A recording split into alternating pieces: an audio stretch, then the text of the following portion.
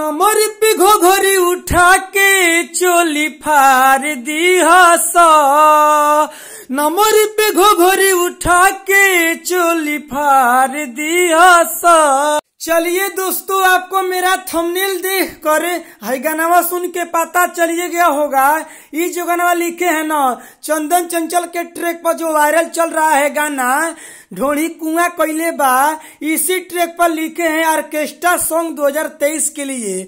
बिल्कुल फ्री में गाना लिखे हैं। अगर आप सिंगर हैं तो इस गाने को गा सकते हैं, रिकॉर्डिंग करवा सकते हैं। बिल्कुल फ्री में गाना लिखे हैं, ढोड़ी कुआं कैले बा इसी ट्रैक पर। तो चलिए गाने को स्टार्ट कर रहे हैं। गाना को स्टार्ट करने से पहले चैनल पर नए हैं तो सब्सक्राइब कर दीजिए, लाइक कर दीजिए। मेरा नाम जान लीजिए, मेरा नाम है राइटर राजा सिंघानिया। तो चलिए गाना को स्टार्ट करते हैं, लेकिन रिक्वेस्ट है सब्सक्राइब आप कर दीजिए। स्क्रीन पर देखिए, लेट्स गो। चलिए दोस्तों, ये मुखड़ा है, हम मुखड़ा को गा रहे हैं। चढ़ल जवानी के पानी तो हर झार दी हस। चढ़ल जवानी के पानी तो हर झार दी हस।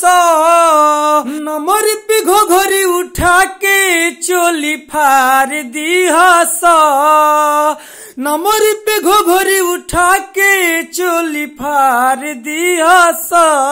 चलिए दोस्तों, ये पहिलका अंतरा है, हम पहिलका अंतरा को गा रहे हैं। अभी बजल नइखे 5 नहीं बंद होई नाची पतर की रे पतर की। लेके तू कैसे कले भले ऐसे पतर की रे पतर की। हाँ, अभी बजल नइखे 5 नहीं बंद होई नाचे पतर की रे पतर की।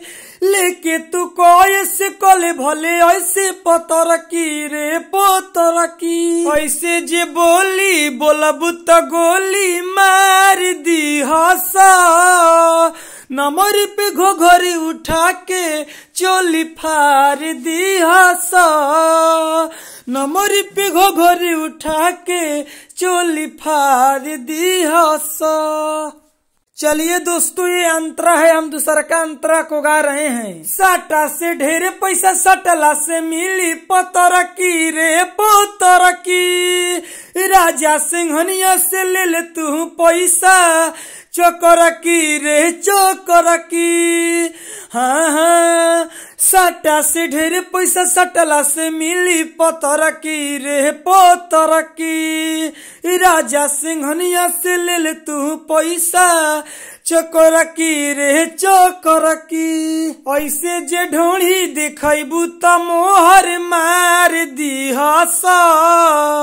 नमर पे घोघरी उठा के चोली फार दी हस। हाँ, नमर पे घोघरी उठा के चोली फार दी हस।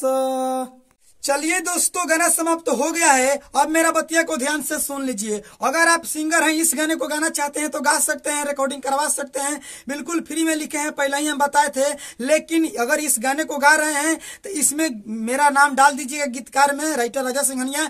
इस गाने को गा सकते हैं। बहुत सारे सिंगर क्या करते हैं कि नाम नहीं डालते हैं, तो भाई ऐसा मत करिए, किसी का क्रेडिट आप मत लीजिए। अगर आप सिंगर हैं, मेरा लिखा हुआ गाना गा रहे हैं तो उसमें मेरा नाम डाल दीजिए। इस गाने को गा सकते हैं, रिकॉर्डिंग करवा सकते हैं, कोई दिक्कत नहीं है। चलिए विशेष नहीं बोलेंगे।